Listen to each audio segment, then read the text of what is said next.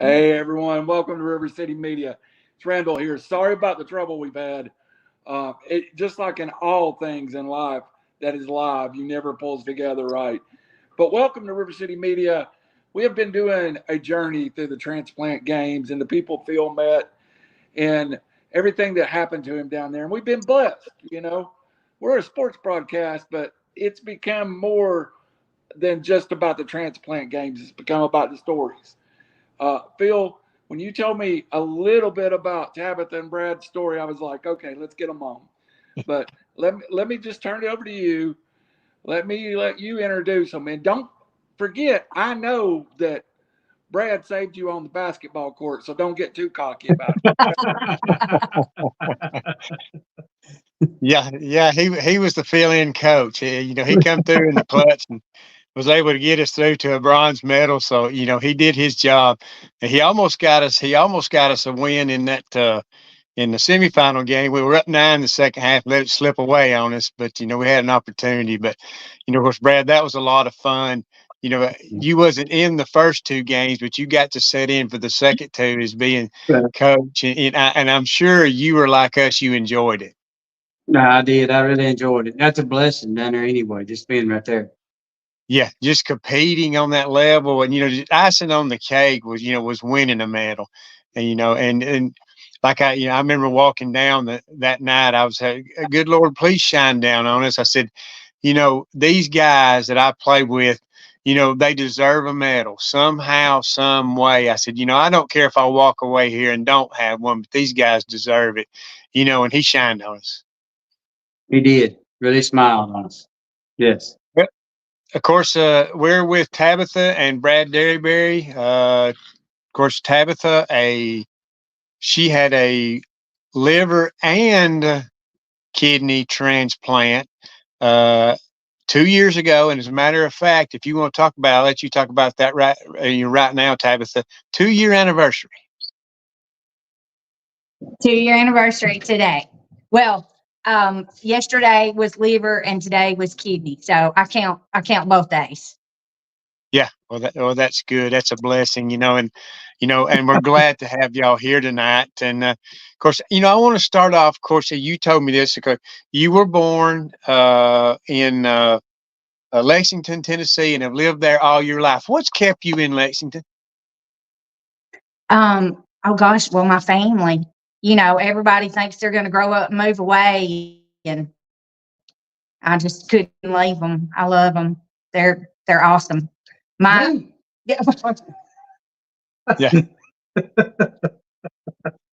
Hey, I understand. Yeah. Hey, I understand. Well, tell us a little bit about your family. I come from a pretty big family. My dad was one of 15. So we have there's a ton of cousins. I think like 35 of us. Playing King of the Hill back in the day, you had to be pretty tough. You just got tough. So I grew up with a crew there. We're spread out everywhere, and we've all got older. We all have kids. We're big, and just very, I don't know. They're just great people. They're fun. They're funny. They love you no matter what. They're the best. They're the best. Well, answer me this. How did you and Brad meet? We actually went to high school together, and but we caught up again a couple of years later. We had a lot of the same friends, but we didn't really know each other. And a couple of years later, we met, and we dated 6 months and then got married. And we've been married. How many years have we been married, Brad? 28. 28. We've been married 28 years. 28 years. Me and my wife, we just celebrated our 30th, recently. So, and it's a journey. I mean, you become, not only are you mates, but you become friends. And of course, going through what you've went through, Tabitha, I'm sure he was your right hand through thick, thin, because there were good days, there were bad days. It's great to have somebody by your side. It really is. I tell you, it was so long, and we just went through so many years of it. It takes its toll on everybody. I think people always look at the person who has the transplant, or that they have it worse, and sometimes that's just not the case. The caregivers really have it hard. I mean, our children had it hard. Our friends. I mean, it was just years of struggle. But yeah, I mean, Brad was right there with me. He never missed a doctor's appointment. Never. He was with me every hospital visit, all the time. But it was. I mean, we've had, oh gosh, I think it was like 13 years on the list altogether. So it was a long time. We're going to go a little deeper into that. But before we do that, I want to talk to you about the transplant games. Of course, being 2 years out, how did y'all hear about the transplant games? So since they were in Birmingham, there were flyers up in the clinics. So when you went in, they had some flyers and some pamphlets and stuff up, and that's how we heard about it. Other than that, I mean, you talk to anybody, not a whole lot of people know anything about it. So that's actually how we come across it. The fact that it was in Birmingham and I was at Birmingham. Yeah, that was wonderful. Yeah, and what made y'all want to get involved? She's ready to live life. I mean, when Dick's on, you're just like, I got it. So, yeah, I just felt like that was my goal. So when we found out about it, I think I was maybe just a few months out. And so that was my goal. That was like that work towards, to do it. Yeah, definitely so. And of course, I can't remember exactly how we found it out, but I got in touch with Stan and Lael. That they did an outstanding job. They kept us really up to date on everything that was going on, what to expect, where to go. I was surprised when we got there. It made it a whole lot easier for us. Now, as far as the sports went, it was kind of a little bit confusing. It's kind of learn as you go. But everything else, they did a super job of getting us prepared. And of course, when we got there, of course, you signed up for whatever sports. What sports did you end up competing in? So, of course, we did the 5K. Yes. And that was a big deal to me. I think anybody that finished that, you talk about a 5K for a bunch of transplant patients. I think it's just impressive. And that big old hill. Then that big hill. Yeah. I don't know who decided that was good. Did the 5K, did cornhole, trivia, and pickleball. So those were my sports. Yeah. And then the biggest thing is, and it wasn't about the winning, the medals or anything like that. It was about competing. I like the medal, Phil. I did like the medal. Okay. Yeah. It's great to win. I mean, it is. It's kind of icing on the cake. It was good to walk around with a medal. It was good. Yeah. What did you win medal in? I got a medal in cornhole. I got bronze in cornhole and bronze in trivia. Hey, well, that's great. That's great. I was pretty sure you'd got one in cornhole. I didn't know you had gotten one in trivia. But it's important. And I think Brad can tell you this, that competing and all was fun, and you was all caught up in that. But then at the end of the day, when we went over and was presented the medals, that was special. And Brad, you can attribute to this. You already have a bond when you get to the games, because everybody has a story. Like our basketball team, we had 2 liver recipients, 1 heart recipient, and 2 kidney recipients. So you already had that bond. But I think competing, and we played 2 nights of basketball and played 4 games. And I told the guys this, and even Wes, when I had him on, we talked about it. It became a brotherhood. Yes, I agree with that. Yeah. So, and let me tell you, not a lot of people know this, but the reason why I played cornhole was our very first meeting we had, which is like a year or so ago, that very first meeting. There was a lady there, Melissa Jackson, and she wanted to play cornhole. And she's like, I don't have a partner. I said, I'll play with you. I'll play. I'm not any good, but I'll play with you. Yeah. And I didn't find out until right before the games that she had actually passed away. And so Lyric stepped in as my partner who had never played cornhole. And so here was the two of us. So that, wasn't originally like what we were going to do. And so to get bronze, I was like, that's amazing, amazing. Yeah, that was amazing. And there was a lot of competition there too. I know when I played tennis, the competition I played against they were very good, even though they were 50 years old. And that's like, of course, when we got there, we really didn't expect to have a basketball team. Even Wes talked about it. We signed up, but we didn't know until we got there we was going to have one. None of us had shot any. None of us was prepared for it. But it worked out well for us. I mean, I competed in tennis, and then come to find out, trying to play basketball, I had a shoulder problem, couldn't shoot the basketball at all. So my role was push people around, rebound, keep people out of the lane, and set screens. That was kind of that's the only thing I could do, because I could not help shooting the basketball. So I had to pick my role and do different things. It worked. Everybody filled their places. Yeah. Well, Eddie Albright, who was my pickleball partner, got sick that night. Yeah. And at I don't know, 7 that morning, Scott jumped in and filled in with me, which I thought we did pretty good. We won 3 out of 5. It wasn't quite good enough. But I mean, it was really impressive how everybody just sort of stepped in and helped one another and just figured it out. Everybody was the camaraderie was great. Yeah, it was good. Well, so like I was supposed to play pickleball, but I ended up having to cancel after doing the 5K and the tennis and the basketball. I just couldn't go. I didn't have anything left. And then Chrissy got sick too. We ended up coming home early, but I just didn't have anything left in the tank. I said, I am going to be of no help whatsoever. So it worked out for Scott. Of course, Scott ended up with a medal, and he played pickleball. And so that was great for him. Yeah. And I want to ask you about this before we move forward what was your impression of the opening ceremony? I mean, we were told what it was going to be like, but I don't know if there was a dry eye in the place.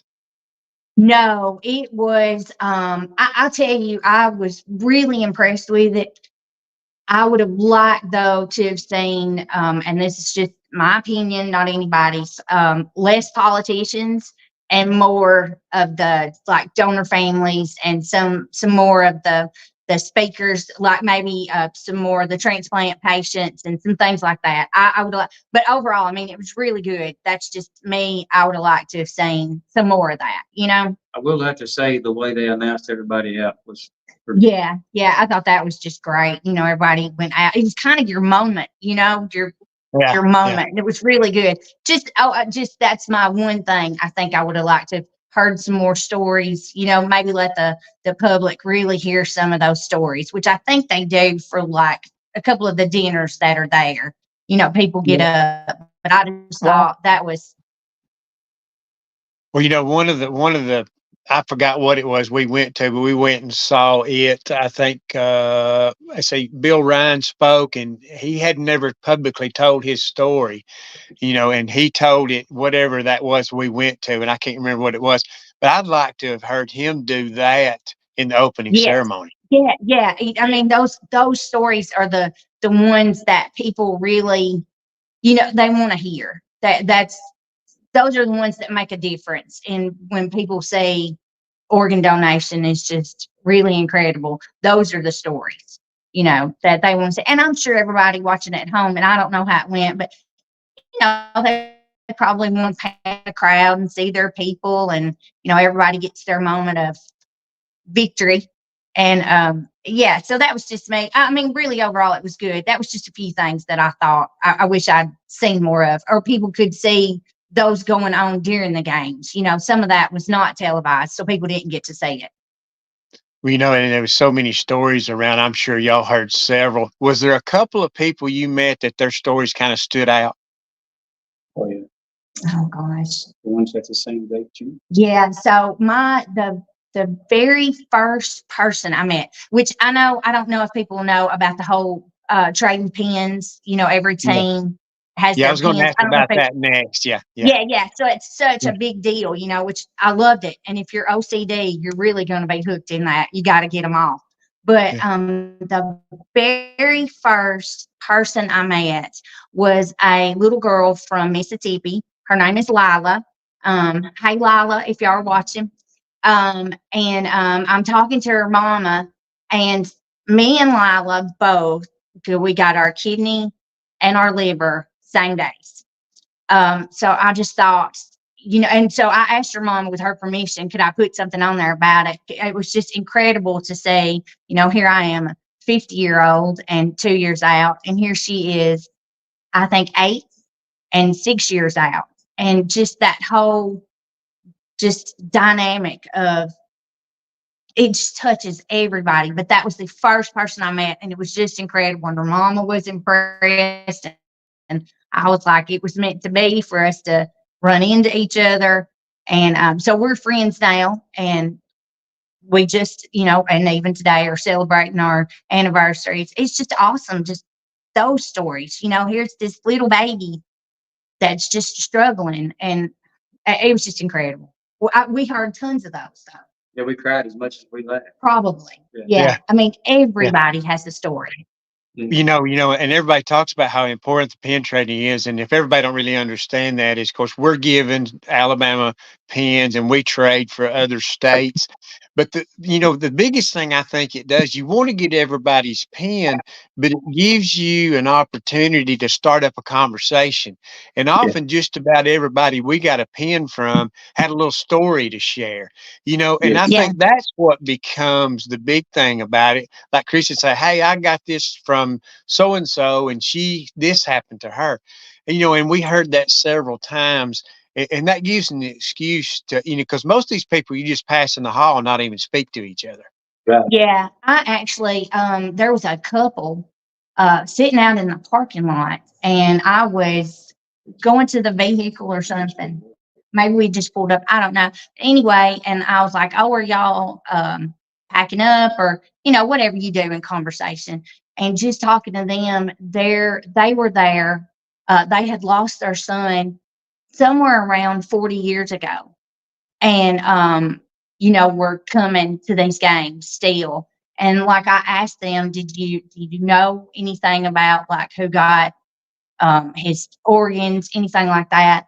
And they kind of went through that, and a lot of it they never got to know. So 40 years later, they still don't know who received their sons. Like they have a general idea, but so just that one thing, just off the bat, let me know how much all that's changed now. You know, just from 40 years, because you can find out now, and you can. But I thought that was I was so impressed with them that 40 years later they're here and coming and still a part of all that. I mean, it ran the gamut. The stories just ran the gamut. Yeah, and I think sometimes God picks out special people and puts them through this. And when we was down on the basketball court, all those people was running around everywhere, and everybody had a story. Everybody was there for a reason. I told Chrissy, I said, there's a bunch of ghosts in this room. I said, everybody has a story, but they're here for some reason. God put them in this place for some reason. And that, I think that's where the relationships were built. Because everybody was just open because everybody had something in common. That's right. Yeah. We made lifelong friends. Like there is no doubt we'll be friends with our Arkansas bunch and Lynn. I mean, we met people from all over, and we will just be friends with them forever. I'm texting them now, and it's just, it's amazing. I have to say, if anybody ever gets a chance to go. I told you that it's like being in a revival. Yeah, a little bit. Yeah, a little bit like being at revival. Yeah, sure well, and that's a lot of the reason me and Randy chose to start doing some of these, to have some people on. I'd like to get Bill Ryan on later on and talk with him. Yeah. Because, especially maybe after the first year when they get ready to start, announcing where it's going to be next time. Because, we want more people to go, take interest in this, because we had a lot of athletes there and it's a shame people don't know. And right now I'm trying to, Huntsville newspaper, I'm trying to get a guy I know over there to do a story on a girl over there. And then I've talked to the Chattanooga paper because there was two guys I met that were from Ottawa. One of them played football with my brother. And so the Chattanooga paper may do a story on the transplant game. So any exposure we can get, because a lot of people don't know about it, and that's a No. shame because, as a matter of fact, we traded pens with a lady and a guy. They were from Tennessee. Well, they ended up asking me to be on a podcast. So I did about a 3 or 4 minute interview with them. Usually I'm on this side. I'm not on y'all's side. But this time I got to be on the other side of the fence. And I got to share a little bit of my story. So all those things, happen for a reason. Oh, listen now, and we caught a little flack for a Tennessee gal to be playing for Alabama. I said I thought they might kick us out of the SEC if they found that out. I had a lot of people from Tennessee just wanting to know why was I playing for Alabama. That was So the question I had. Valid question. Showing, Yeah. showing me that.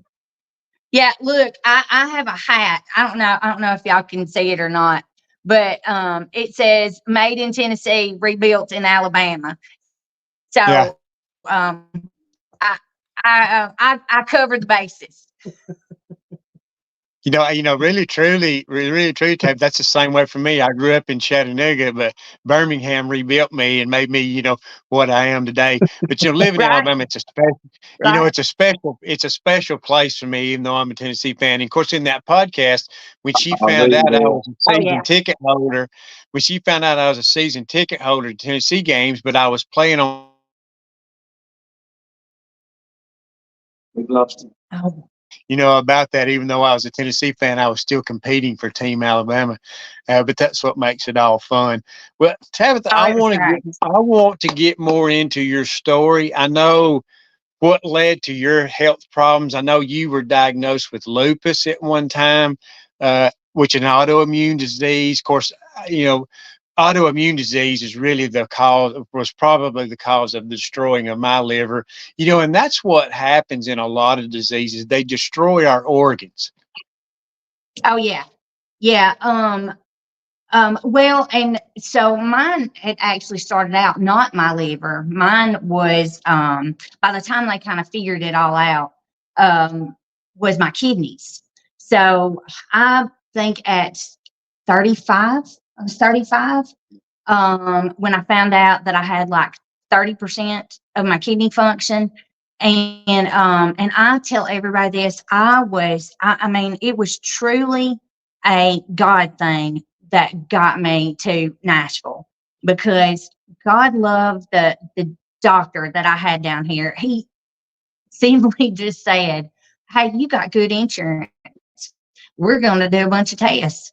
And when he got him back, he said, "I don't really know what this means, but I'm going to send you to somebody that does. You got to love a country doctor." And he got me to Nashville, and I have, and I still say them, I have two of the most brilliant men that are walking the face of this earth. I firmly believe it, because so you got to think, I was 35, I'm 50 now so 35 when this started, and I have never done dialysis. They kept me off dialysis, and they slowed that kind of progressive loss that I had with my kidney function. They kind of slowed it down. And gosh, they took such good care of me. And so I love Nashville and would totally give credit where credit's due. They were also the ones, though, too, that were kind of like, "We really wish you'd go to UAB. Have you thought about going to Alabama?" And I was kind of like, "I don't really want to drive that far." You make up excuses. And so and having said that, so I was on a lot of immune suppressants because autoimmune disease, it's you doing it to you. And so those immune suppressants were like slowing all of that down.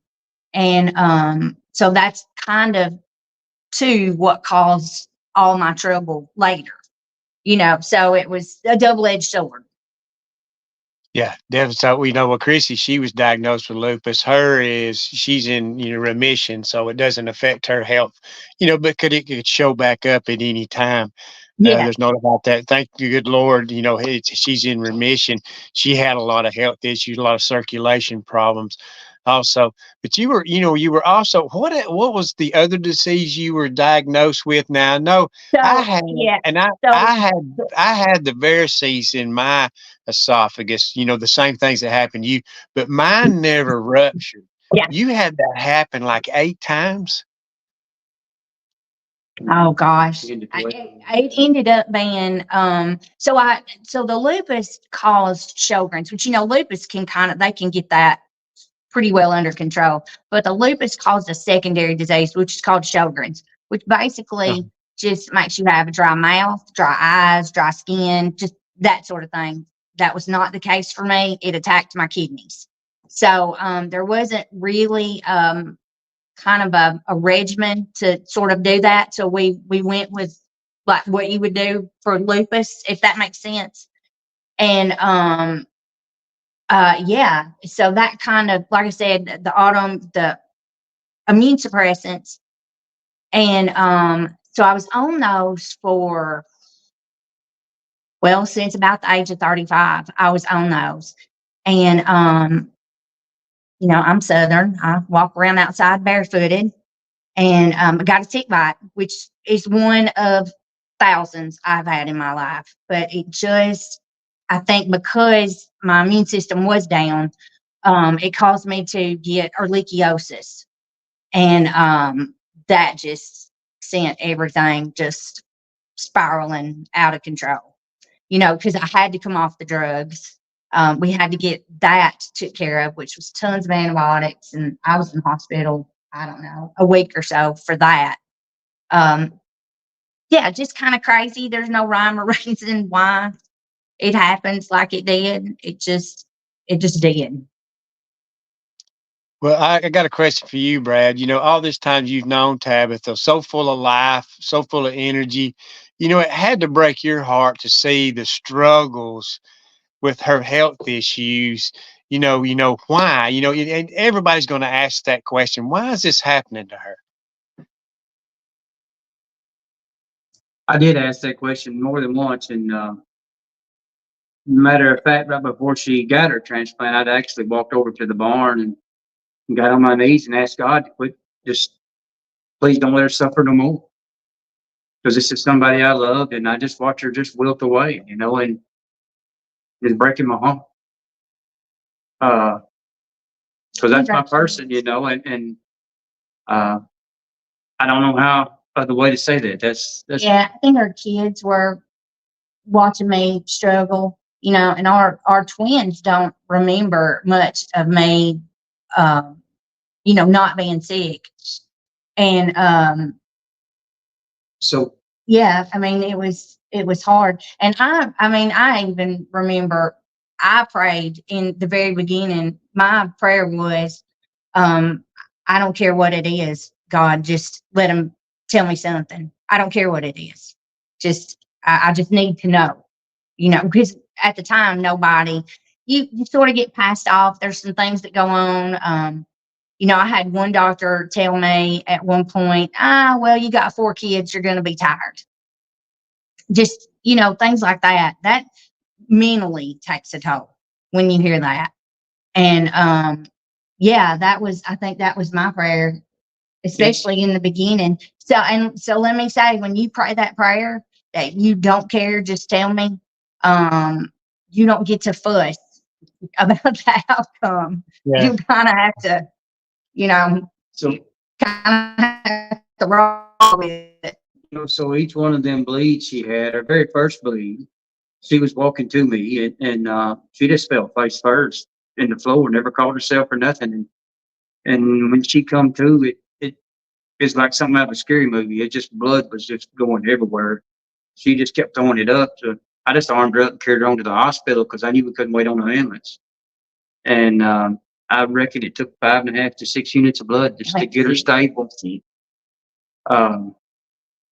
that happened 10 times or so, 8 to 10 times. It wasn't as bad as the That blood, first that one. blood deal was probably at least 5. Yeah, the first one, But the major bleeds at least 5. yeah, so I tell you like about the tick bites. When I was in the hospital, then I was sick, and I had got sick, and we thought there was some blood when I got sick, and they just kind of passed it off. But they really think, and all this is hindsight. Looking back when that happened, and that had happened in like May, that is what set off everything with the liver. Just kind of a combination of everything. And then that first bleed was in August of 2018. So and I think I went on the list. I went on the list right after that at Vandy. And then probably I think in like December or January of 19, I went on the list at UAB. But I don't know. I know there are people that are on the list for liver for, a little while, but 4 years is a long time to gut it out, Yeah, for definitely. that. So we'll say that's like when I was diagnosed. Of course, you go on that true 6 month list, before 6 month wait list before you're going to get anything. Well, after my 6 months, in 5 days, I got a call. Of course, my meal score went up because I had lesions in my liver. So my meal score shot like 10 or 12 points, which put me higher up, Right. on that list. And it just happened to fall just right. And, of course, it's God's plan, somewhere Yeah. along the line, and I've even prayed about this, the liver I got, he was 33, I was 53, and I asked God, I said, why? I said, because I went in and had a heart cath. My heart is perfectly fine. The doctor told me, he said, Phil, how old are you? And I told him I was 53 at the time, or 52 or something. He said, I'm going to tell you something. He said, you don't ever have to worry about having a heart attack. He said, there is no signs of anything whatsoever. So I asked, I said, God, why would you not make something happen to me? Because I've lived my life. I have no regrets. If I go tomorrow, I go tomorrow. Why didn't you make something happen to give this guy, which I know nothing about, I've never met, I just know what his age was, to give him, a chance to live longer? And the only answer I got was, your work's not done here. And that's Yeah. just about as simple. That's about as simple as as about as simple as you can put, and I've kind of thought about that, and, and I've had tried to do everything every day to make my donor's life, where his legacy lives on, because I owe it to him. Yeah. I think too, that's something that you don't hear a lot of people discuss. It's not, I guess, just something maybe everybody wants to talk about. I know all of us have probably had trouble writing our letter. And people, I'm a huge advocate for some mental therapy after all of that, because you do have to sort of come to terms with that somebody lost their life and you're living. And it's hard to kind of put in perspective. And I just wrote my letter right before the games, and I just kept saying, and I'd put it back and put it back. I'd wrote one, I'd put it back, I'd write it again, I'd put it back, because thank you doesn't cover that. It's there are no words to tell people, and you kind of do go through, I think it's a survivor's guilt, I don't know, of, like you said, why me? I try not to question God, but it does go through your head, and are or for me, I think, am I deserving of it? Was it worth it to keep me here? Do you know what I mean? It's just, it's hard. It's hard. Yeah, but in turn too, it makes you very self-motivated, self-conscious. You see things in life you didn't see in the past, and that's the kind of the things I've done. I do, because I've been doing radio and off for years, but it changed my total perspective about, being an influence on people, inspiring people. That's what I try to do Yeah. every day. I used the radio show. Randy talked me into doing podcasts, and I'd never thought I'd ever do that. I finished my degree. There's so many things out there that God grabs you by the shirt collar and says, "Hey, let's go to work." That's right. Yeah, and which I've told this before several times that there's been twice in my life that I have I guess sort of doubted God. And right before the last bleed, I was sitting on the steps at the house, and I was so sick. And I told Brad, I said, I think God has forgot about me. I think that and I just didn't know why he was leaving me here to suffer. I really didn't. And I don't know. Everybody may go through that. But like I said, I've been doing this since 35. It's a lot of years to put a smile on your face and kind of suck it up. And that was my moment, my doubt. And I think what you said, it's going to be okay. We're going to be, the usual that you tell people. And it seemed like it was that night that I had another bleed. And I think it was that night. And we ended up, and I tell everybody, God showed up and showed out that night. He got me, right where I needed to be. And I think he just used every last bit of my organs until there was just nothing left. So, it's such a gift. It's such a gift. Well, tell me this. Of course, you got moved to Birmingham because you had to go to Birmingham because you had to have a liver and kidney transplant. When did you get moved to Birmingham? So I was on the list with my insurance, and it may be anybody's insurance. I'm just going to tell you mine because I just can't speak. You can have 3 transplant centers. And mine was Vandy, UAB, and then I actually talked to the Mayo Clinic. And Vandy and I, and this is not me saying anything bad on Vandy. I'm just telling people if something doesn't sit right with you, keep going, until you're comfortable. But Vandy had kind of said, and this was right before all this had happened. I was there, and it was pretty much if I did not take a liver, they wanted me to take a liver, and I understand they were trying to keep me alive. I understand that. They wanted me to take a liver and do dialysis after that. And I kind of said that was a half-life, and I already had that. And we had a discussion, and they were pretty sure that I would be dead in a year if I didn't do it. I would be dead in a year. And I kind of, stuck to my guns and was stubborn and said, I think you're wrong. And I sat down at UAB, and I met Dr. Locke, Jamie Locke, who is a rock star. And but let me say before that, because I think these surgeons and doctors get a lot of credit. Before that, I met Kim Rayner. She will probably kill me for talking about her, but it's fine. It'll be okay. And Kim was my pre-transplant coordinator. And she was God sent.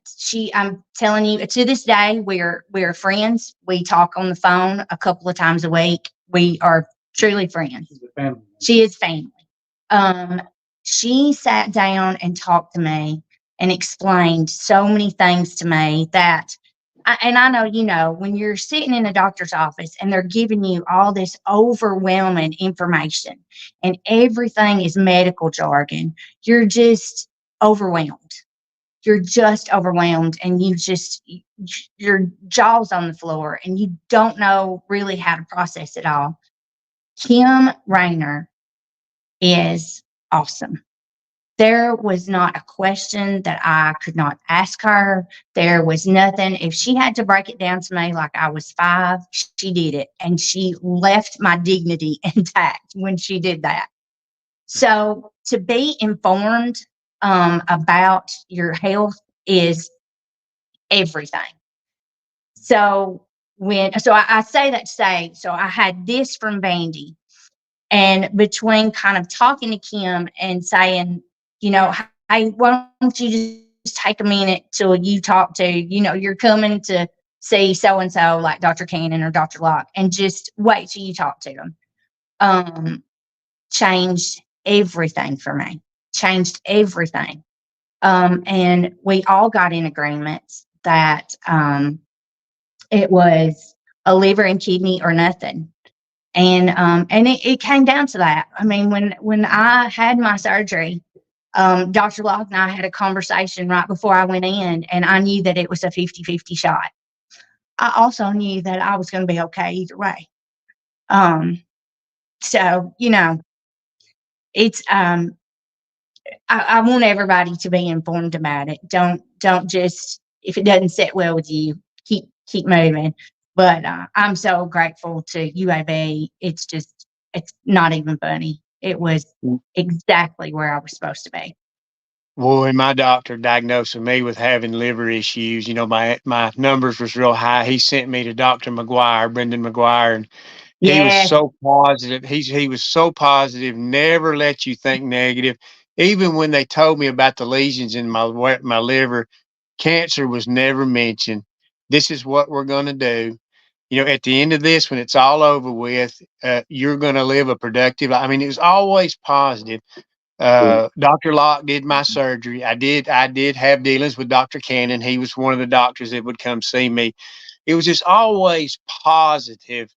And that's what I tell everybody. Your wife's important, and with you, your husband's important. He's your support, part of your support staff, the leader of your support staff. But then you have all these doctors that talk positive, and you need that, because returning from a health issue is a lot. There's a whole lot. It's a lot of mental stress. And like, even after I even had my transplant for a year, I didn't feel real well. I felt better as far as my liver went, but it's a shock on the body. Oh, yeah, it's huge.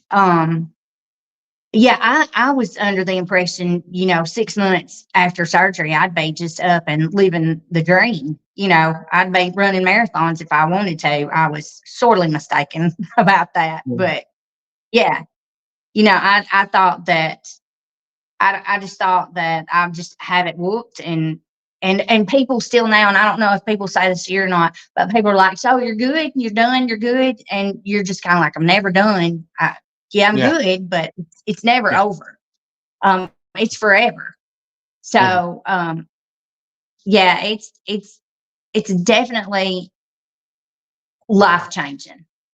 Yeah, definitely. So, I don't know if I've told you this before, but I get reminded of my donor, because every time I eat, I sneeze 2 times, at least 2 times. And I've always been wondering why that is.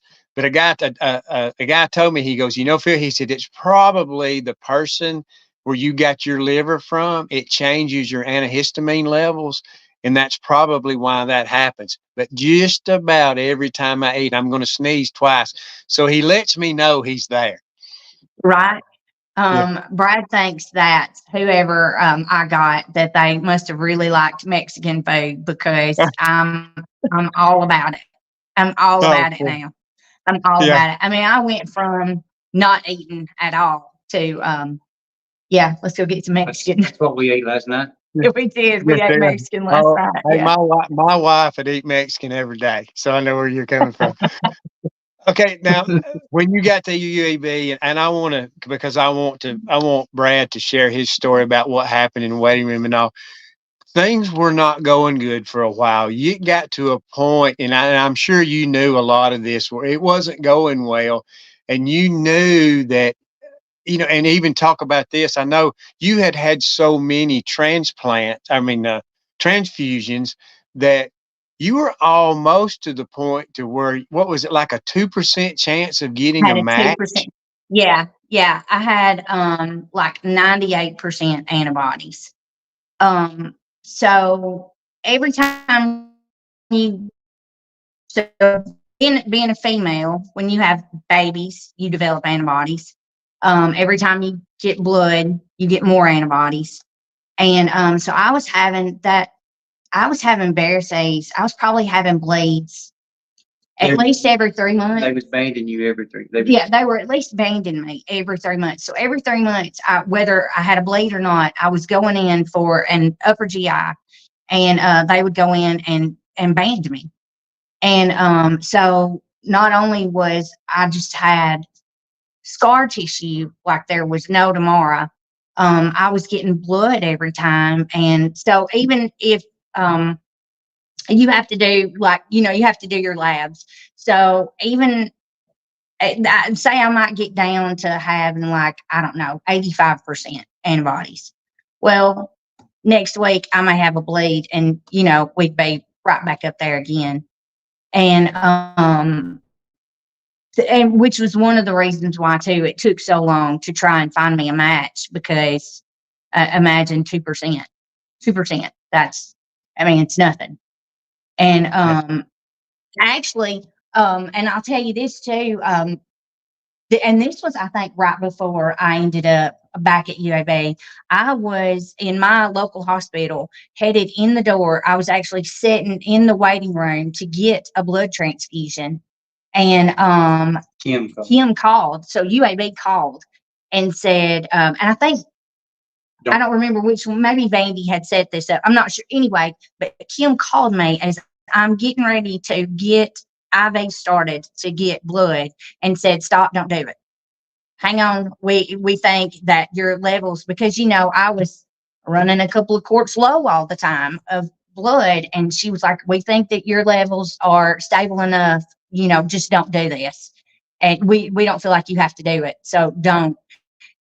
And that kind of changed my course too. Like, through this whole thing, there were little things looking back, that absolutely, there were some big things, but there were little things through it all that kind of changed the course, that got me. Because even with, and you got to remember, it's 2018 for this very first bleed.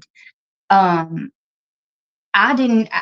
was in my little bitty town, and God bless them, got me to, I actually didn't go to Vandy. I went to Centennial in Nashville, because that's where my doctors were at.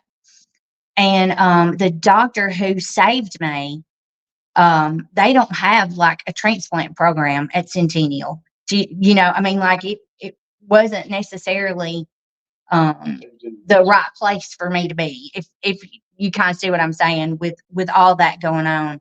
And he was incredible. And I just, God bless him. I think 2 days after that, after coming out of ICU, he was sitting in the room, and I was like, so I'm good. Can I go home? And he just had this look on his face like, you have no idea. You should not be here. People don't survive that. And there's just been so many just incredible things. I think you had 6 Pharisees. Yeah. That time they had 6 Pharisees. Yeah. I think you said that, Brad said in his country style, I've done a lot of hunting. I have field dressed a lot of things, and he knew that night that was way too much blood. Yeah. And I remember the look on people's faces that night too. And I just kept thinking to myself, well, I got to keep talking. If I keep talking, I'll be okay. If I just keep talking, which I'm pretty good at, Phil. Yeah. Oh, yeah. Hey, that's what we like. That's what we like. That is fine. Well, and I know, and things were not going well. You knew, but the biggest thing is you kept fighting. But things really took a turn. Really got bad. Because with a 2% chance, that had to, you had to have a lot of questions in your mind. Am I really going to get this opportunity, or is it time for me to go? I so We, I want to tell this because this kind of puts you like where my mind was at. Because everybody says, "Oh, you were tough." No, I was not.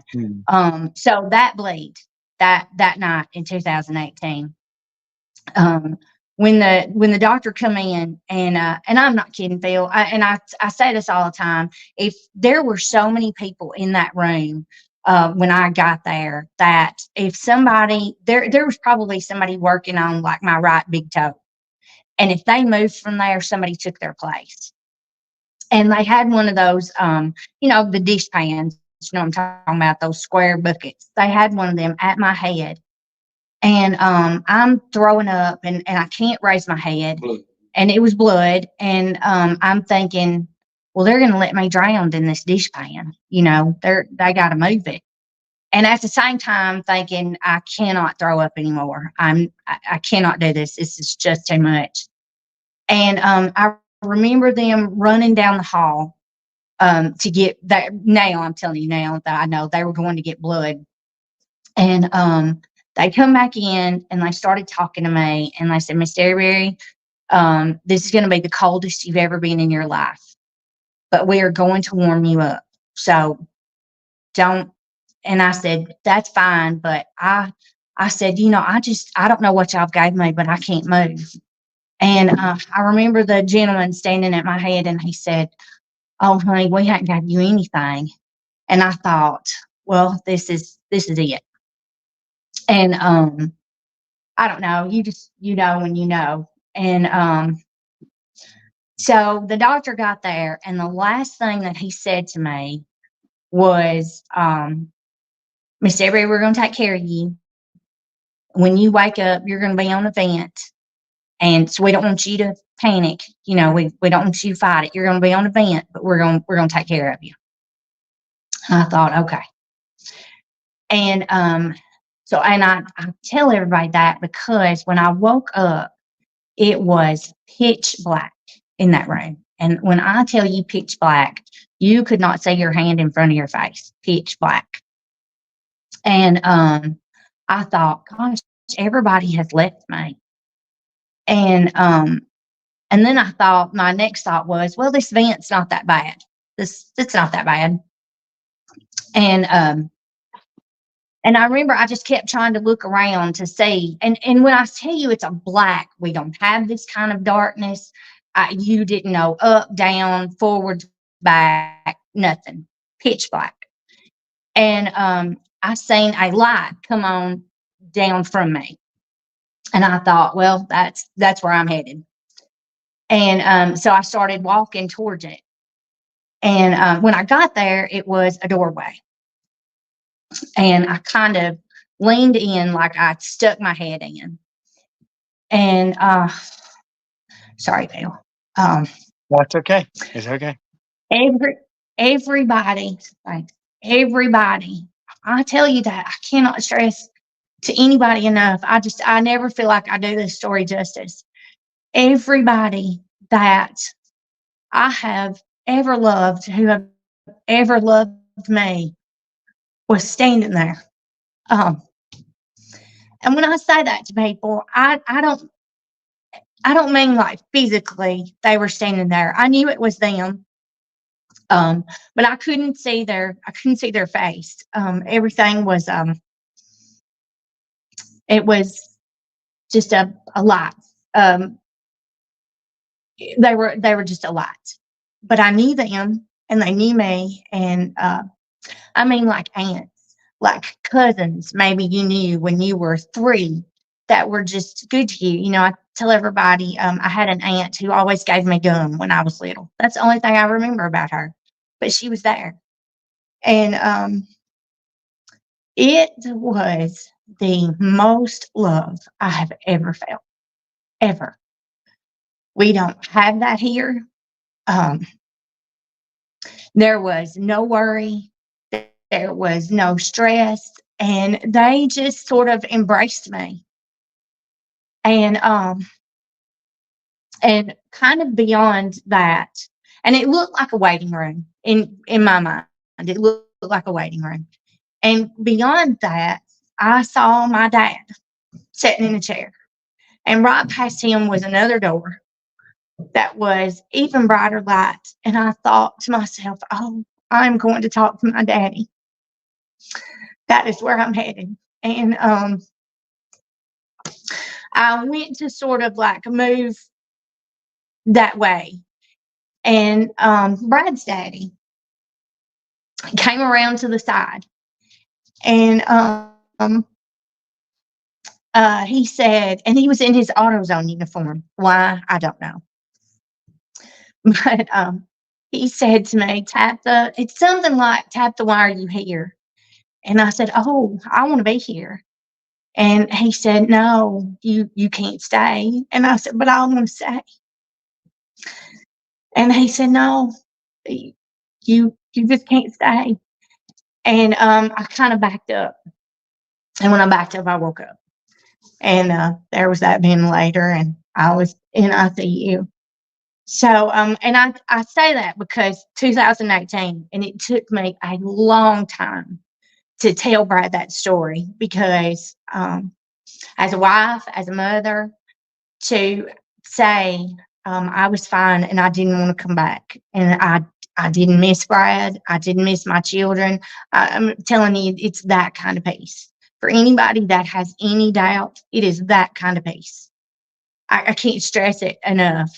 So 2018, and I survived this massive blood loss. So I knew that I was here for something else. Like I knew that. But I tell that story and always say, you have to keep in mind that was 4 years before my transplant. Tons of other bleeds, tons of being sick. And I just, when you say, you kind of ask, what's your purpose? I absolutely, that day on those steps was like, I didn't understand why God let me see what I saw and left me here to suffer. I didn't understand it. And I was very grateful. In that amount of time, we saw 2 of our children get married. We have grandbabies. So we had some big changes. We had some losses. We lost our oldest son, and so it wears on you. But I knew what I knew. When you walk into something and know that God kept you here for a purpose, it really changes sort of how you continue to fight. But 4 years was a lot of fight. I'm sure it was the snap of the fingers for the good Lord. I'm sure it was. God's time was not my time. And so there was a lot of why, but at the same time, it was, okay, I got it. We're moving forward. We're going to keep going. I can beat this. And things just slowly fell into place of where I needed to be. And I say that even UAB, there were a couple of times that they had said, we've done all we think we can do. And I will tell you this, a very good friend of mine, her name is Kelly, and she's gonna laugh because I call her my Baptist friend. And and I firmly believe that she has got a direct line to Jesus. And I was in ICU at UAB, one of the bleeds, and they had come in and said that they really felt like there was nothing else that they could do. That if I had another bleed, I had so much scar tissue that they wouldn't be able to stop it, that they wouldn't be able to fix it. Well, you're just a ticking time bomb. And that was devastating. And so Brad and I were there by ourselves, and we were trying to figure out like how we were going to tell our kids, like what we were going to do. And my friend Kelly called, and she said, they had a handkerchief that they had prayed over at church. She had sewn it into a pillow, And she said, I'm getting this to you. You have to remember too, COVID is going on during all of this. So things are very locked down. You know, you can't get anywhere in the hospitals. It's terrible. And she called one of our twins. He got in the car. Now we're 4 hours from Birmingham. He got in the car, drove, met her. She's outside of Nashville. Drove, met her, drove to Birmingham, snuck that pill into me into ICU. And I slept on it that night. The next morning they come in and said, you know what, we changed our minds. We have thought about some things and we are going to we got a plan. We got a plan. So just scratch everything we said. Now, I tell everybody, do I think it was the pillow? No. I think it was the prayer. And I still have that pillow and I still sleep with it. And you can sneak a few things into UAB's ICU. And but there's story, like, it's just unbelievable, the stories like that, the things like that happened to me and Brad, even our children. I tell everybody all the time that our story branches out. Our children have their own stories. It's amazing. Yeah. Well, I want to change this over to Brad. You know, I know you told me about this story, Brad, and I want to get your input on it. If you can tell the story, you know, when you was in the waiting room and things weren't going well and the doctors told you it, you know, it was bleak. You told me this story. Do you care to share that with us? Oh, no, I don't care at all. Same night. The same night she's talking about when she went to heaven. I got to the waiting room. They told me to go to a certain waiting room, and I got up there, and there was somebody had stretched out over on the couch. They was covered from head to toe. I got there at 10:30 that night, and from some reason or another, my cell phone wouldn't work in this room. So all I could do in this room was pray for her. I'd go back out and text the kids and come right back in. At 4:40 in the morning, this man sits up, looks me straight in the eye. He says, "You're a blessed man." Now you keep in mind, from 10:30 that night to 4:40 that morning, I've not heard a word from a nurse, doctor, nobody tell me how my wife was. Anybody knows anything about surgery, you know that ain't good. So he sits up and says, "You're a blessed man." But once he says that, I said, "Excuse me?" He said, "Son, you have a large family, don't you?" I said, "Yes, sir." He said, "I've longed all my life for, but I'll never have." He said, "But what you got going on here tonight, don't you worry about it. She's going to be okay." I said, "You're telling me my wife's going to live?" And he gets up and he comes over at me and he shakes my hand and he says, "She's going to be fine, son. I love you." I said, "Well, I love you too." He goes to the door and stands at this door and he looks at this smile on his face. The other door opens. She said, "Are you Mr. Derryberry?" I said, "Yes, ma'am." She said, "Your wife is stable. You can see her in just a few minutes." And I looked at him and he smiled and he shut the door and went on. I got to go see Tabitha then. That's in 2018. 2022. We're at UAB. Yeah. COVID's going on. Well, it was Yeah. kind of winding I down. mean, but they still had us all spread out. Mm. There's this man comes in. She's having a bleed. They're operating on Tabitha. This man comes in. He's on a cell phone. And he gets right in front of me, just backwards and forwards, about 6 foot each way, loud. I said, "Boy, I wish he'd go on," but he didn't. He sat down right beside me. I'm a lineman by trade. So he sits down. When he looks at me up there, he said, "You know, there's 2 linemen got killed down here yesterday?" I didn't know that. We get in deep conversation over these linemen getting killed. Right in the middle of the conversation, he just pulls his glasses down and he said, "Brad, you ain't turned it over to God yet." He said, "Once you do, it's going to be fine." I said, "Excuse me?" I said, I was saved a long time ago. He said, that ain't what I'm talking about, son. He wants all your troubles. You turn them over to God and you're going to be fine. Well, he gets up and shakes my hand. He says, I love you. Same thing. He goes over here. Nurse opens the door. Said, you Mr. Derryberry? I said, yes, ma'am. She said, your wife's stable. You can come on back here and see. So I'm trucking down the hall. I'm going to see Tabitha. As I'm going to see Tabitha, this man sticks his hand out. Right? You know, COVID's going on. You really ain't supposed to touch nobody, but he kept his hand stuck out as I was coming to him. He won't shake my hand. And I grabbed his hand. And I grabbed his hand. He gave me that firm shake. That made me stop. And he says, son, you know how much God wants? No, I don't know how much God wants. He said, he wants one. They don't want 10. He don't want 15. He wants 100% of your trouble. And when you give them to him, it's going to be fine. He turned me loose. He said he loved me. I told him I loved him too. And here we went.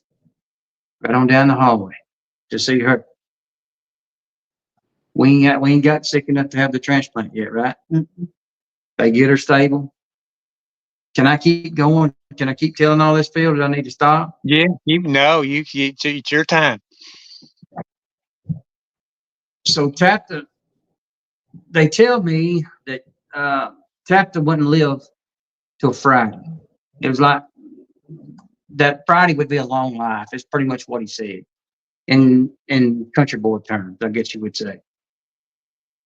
And we have 4 kids. I was trying to gather my thoughts, what I was going to say to them. So I just said, they give Tabitha a shot. She went to sleep and I'd slid on up to the cafeteria.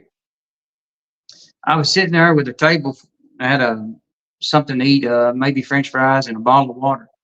But I remember sitting there twirling this bottle of water. There's a lady comes, sits down across from me, and she puts her hands on mine. She said, let's pray. So she goes to pray. And she said, amen. I looked up at her and she said, tell me what's going on. I said, they told me my wife wasn't going to live to Friday. She pat my hand and she said, honey, she's going to be fine. There's 3 people that told me she's going to be fine. Well, about 24 hours it went by. All the kids was they just going to get everything gathered up and be down there, and the next day, I think. But anyway, that next morning at 5:30 in the morning, Kim Rayner called and said, hey, I need to talk with Tabitha. Said, we've got organs that's in South Carolina and they're Tabitha's. And I need to talk with her. So she told her what was going on. Said, your surgery's going to be, said the liver it's going to be a little big, but it's the best shot she had. That's all. I can't go deeper into that. Yeah, well, I think once we actually got the call, and I was in the hospital when they got the call, when Kim called and said that I had organs.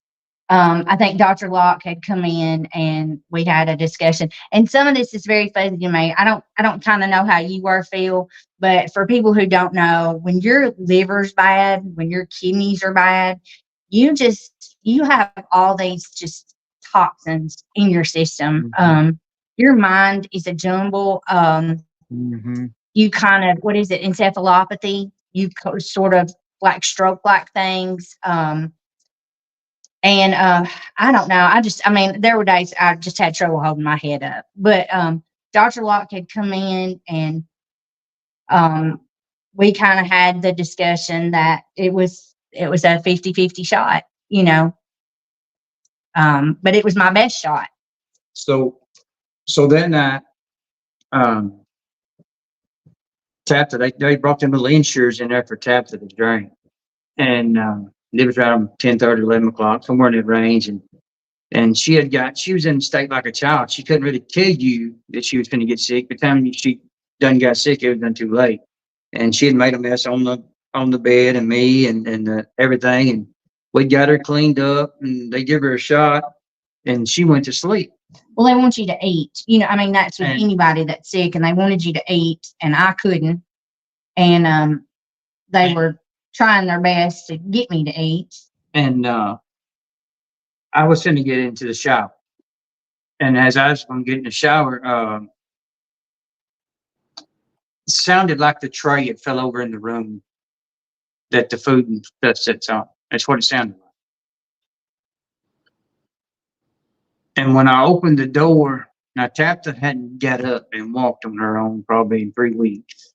Everybody had to help her out. She was just that inside. She was in very bad shape. Yeah, and I didn't eat. I didn't eat. I tell everybody there were 2 things that I could eat, which one was a blue Powerade, and the other was, the old school bubble gum, like used to be the penny gum. For whatever reason, I could taste that. So I would chew on gum, and everybody say, "Oh, did you eat?" Yeah, I ate. So when I opened the door, Tabitha's standing and looking at the ceiling, and she's swaying backwards and forwards like somebody slow dancing, I guess you would say. But she's looking at the ceiling. Her eyes are fixed right straight above, with this intoxicating smile.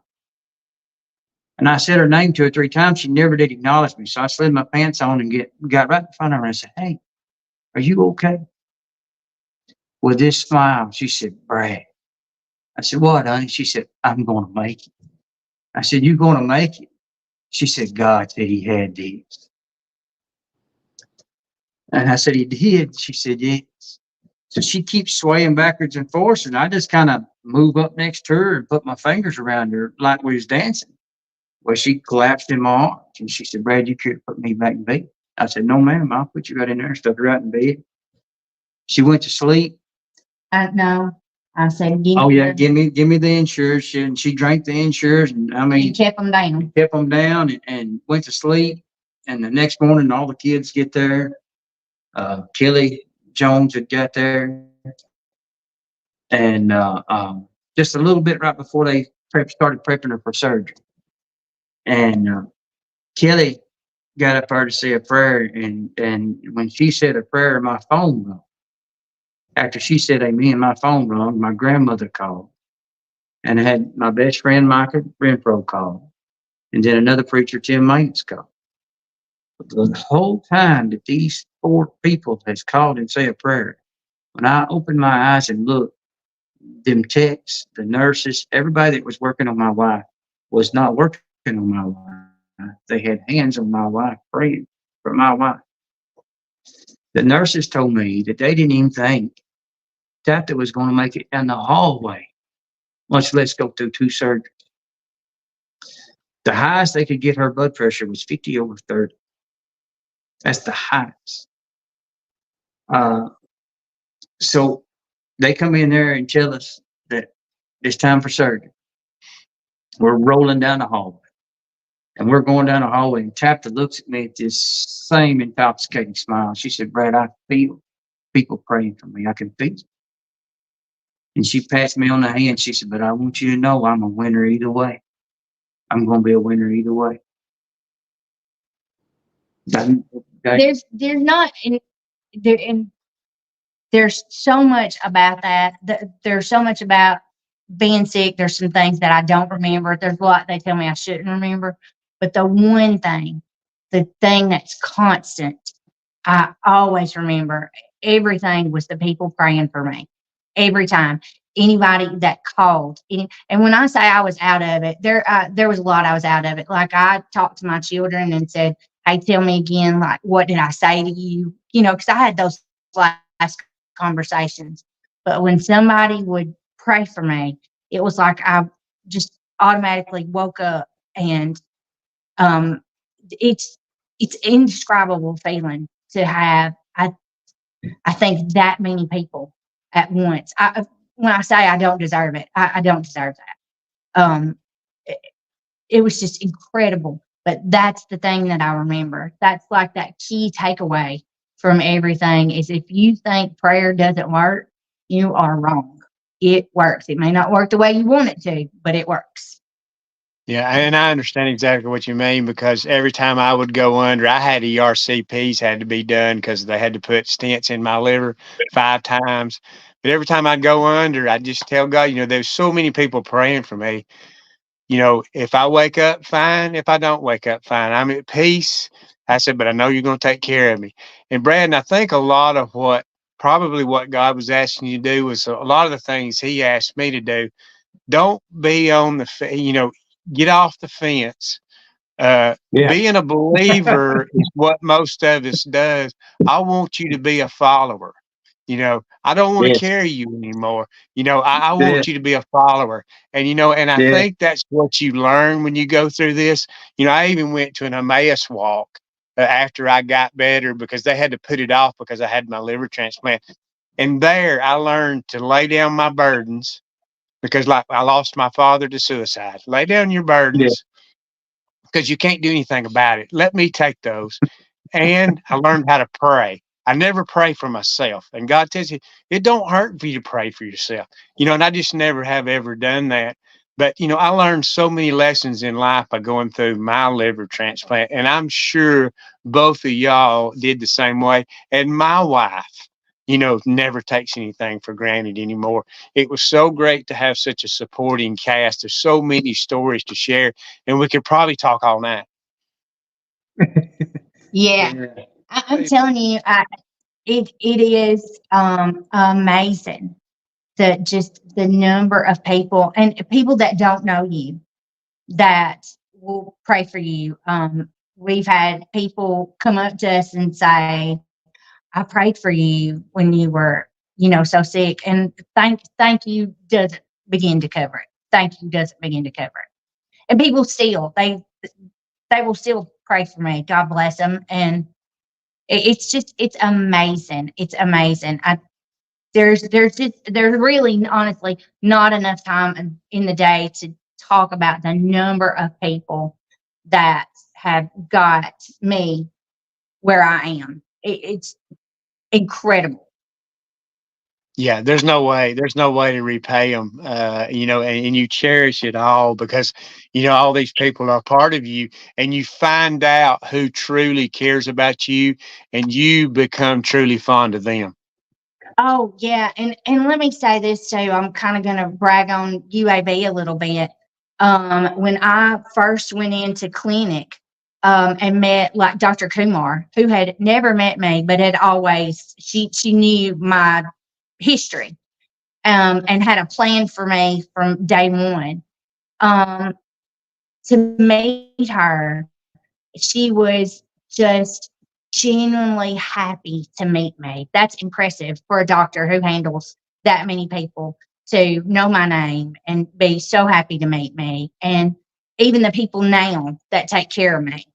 Um, and I tell everybody too, physical therapy, you talked about that. So I'm 2 years out now. And today I was at physical therapy working out because you want that quality of life. And there are people on the tail end that had no idea about me, nothing that had went on with me, but are happy to get in my boat and row and get me back to living a full life. It's just amazing. That's the first thing that they asked me when I went in. What do you want from this? And I said, I want to get back to a normal life. I want to be better than I was before I got here. And you was talking about how Yeah. bad you get. My ammonia level was high. I was out of my head a lot of times. I had to take medication to keep my ammonia level down. My bilirubin was 12 when I went into surgery. I weighed 168 pounds. I was sick. I didn't Yeah. realize how sick I was till after the surgery was over with. You just don't know. But there's a couple of things I want y'all to add, and we've taken up a lot of your time.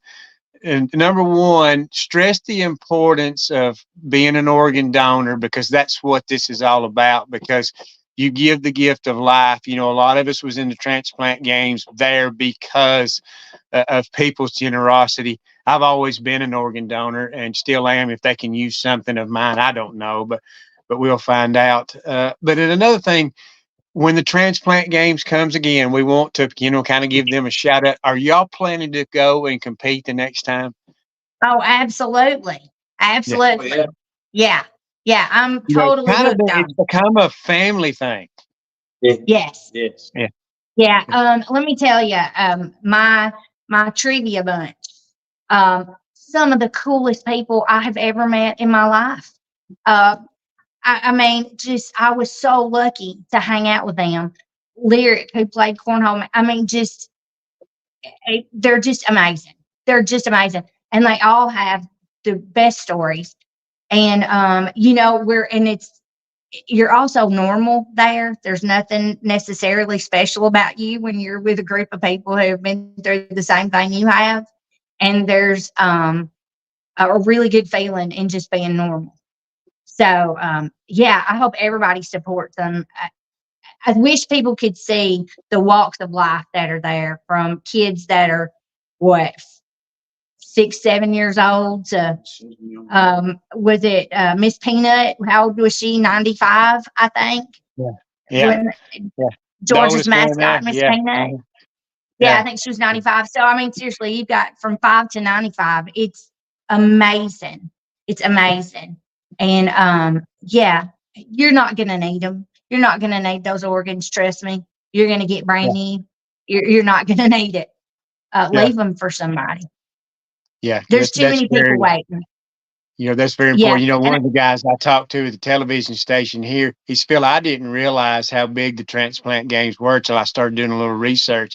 I said, it's huge. He said, it's probably as good for people as the regular Olympics. I said, yeah, because these are real stories, real people, and real emotion. And that's what makes this special. And I said, I wish, Carl, you could come down and experience some of it, and you would have had a grand story. I said, maybe the next time you can find a way to get to go. I said, you missed out, I promise you. And I had talked to him about it.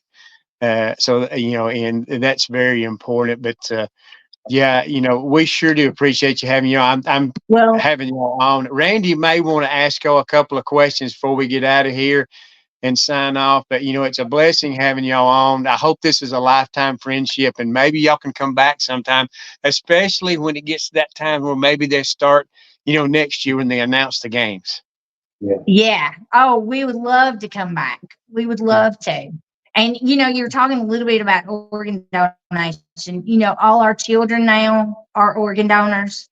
So many of our friends kind of see us and sort of use us as an example. We have one that was just adorable, good, like family member of ours who had some tragedy happen. And in the midst of it all, she kind of thought of us and said, I want, we're going to donate his organs because my best friend's mom was saved because of it. So I hope y'all do a ton more of these, because I think when people see them, we are just ordinary, everyday people who, by the grace of God, got saved. I would like to say I'm very thankful that somebody was not selfish, and I've got 2 years extra with my wife that I wouldn't ever have. And maybe I hope I have 20 more. Yeah. Oh, that's wonderful. And y'all's story was wonderful. I wanted, I've told everybody, I said, this is a great story. You better listen, because you're going to be inspired by it. God works in mysterious ways. He puts you in places where he wants you to be. And like he tells me, Lord knows, I've been in radio for forever, and I've even asked, how come how come I don't get that big break? And he said, because you'll take it for granted. He said, follow my path. He said, your riches will come later.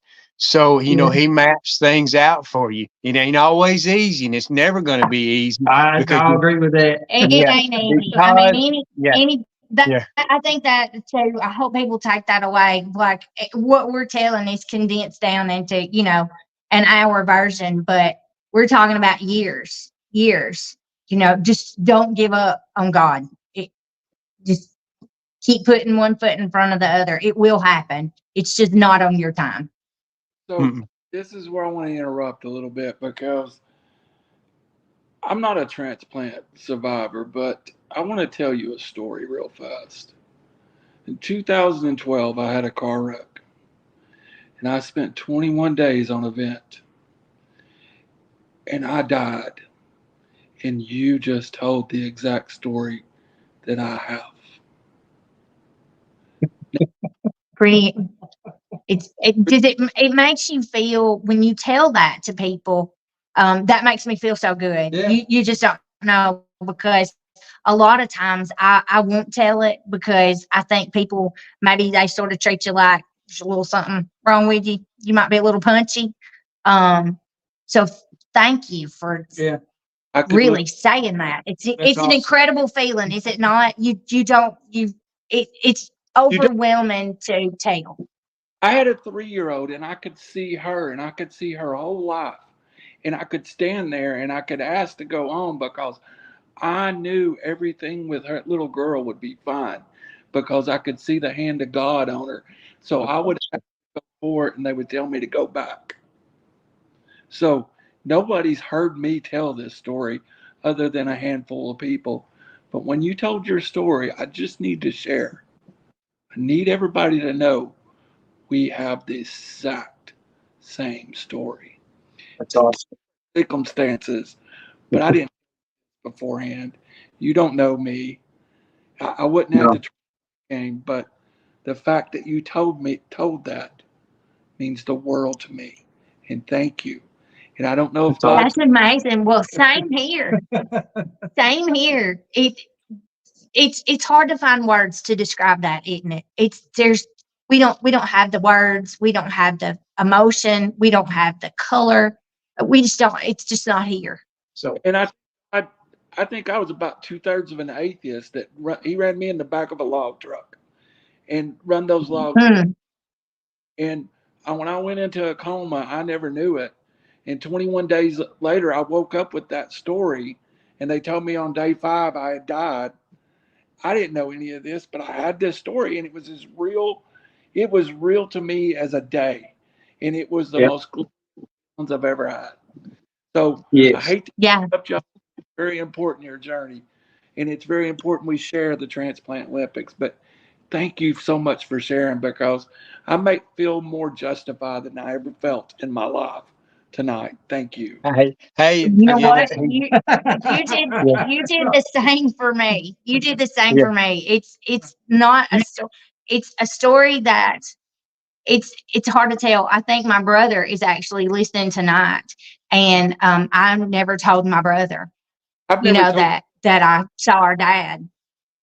Yeah, that's So, great. Yeah. I want to say, and to add to your two stories, that my mother went through the same thing when she had an issue happen. She tells that same type of story where she came back from another place, and she tells it. And some people think she's crazy, and I understand because I've heard other people tell them. Exactly. Well, I had somebody ask me that did I feel like that now I was like for sure going to go to heaven, and I said no. I feel like God showed me what was there, and I better get my act together and keep it that way. I don't think that was a guarantee that I was going to be there. I think Phil had made a good point. Fix my mistake. And by coming back and fixing my mistakes, then I was going to get to go to where I was at. Yeah. Like Phil said, he don't want you straddling the fence no more. He wants you to get out there and promote. Yeah. Yeah. Yeah. And I've said a couple of times that I don't really want to tell it. And every time that I say that and I end up somewhere like Randall, somebody ends up telling me, hey, either something like that happened to them, or one guy, and it was just dear to my heart, he just said, I believe you. I believe everything you're saying. And it just made it all worthwhile. Well, you made me feel so justified because I've told that to very few people. And even the feeling of, you were talking about seeing family members. I saw family members I didn't even know. And I felt like I knew they knew my family, but I had no idea who they were. But anyway, I don't want to stop this.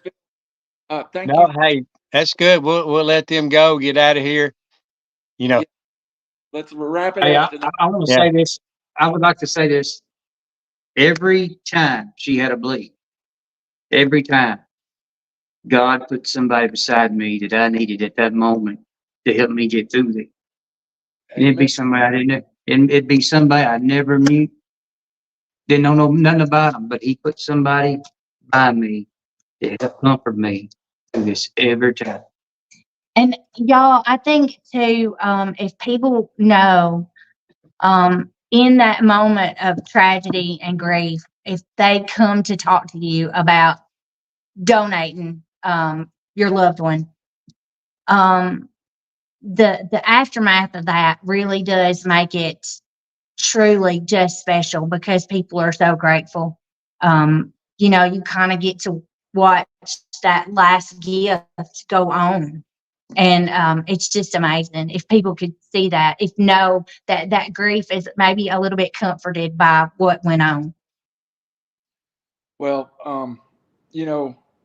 it just, your story is powerful, and I think we are all blessed with an insight after tragedy that sometimes other people don't have, and that's special. Yeah. You're willing, because Yeah. like you hesitant sometimes to even talk about it, because I've told it to a few people and they look at me like I'm half crazy and or got two heads. But thank you again for going. I know Phil's losing internet connection, but we will definitely have you back on. I have another show actually that's about maybe something like we maybe should get on there and discuss the event that happened to both of I'm us. all in. I'm all in, Ray. Thank y'all so much for even asking us to come. We really appreciate that. Anytime we get the chance to say thank you or to let people know just And give what God all the miracles, praise that you do. Yeah. that there are out there, we want to do it. Yeah, well, that's the And reason I wanted to. This is the very reason we wanted to have y'all on here, was to share that story, because, when Chrissy and I first met y'all, I was like, this is a podcast story, and so it was great to have y'all on. And now y'all know Randy is more. I got to throw him under the bus. Now y'all know he's more. Now he's more than the guy that rode the short bus and licked the back glass as the bus was going down the road. You know why I don't share my story with my friends? Because of people like that. Hey, let's get out of hey, here. Randy, let me tell you, I've got a couple of great stories about my first impressions of Alabama. We'll save those for another day, but you will truly enjoy them. I lived down there for 5 years. I'm a Tennessee graduate that loves Alabama, so I understand. Yeah, For yeah, Brad, I think we all are. who we will have What back he on, said.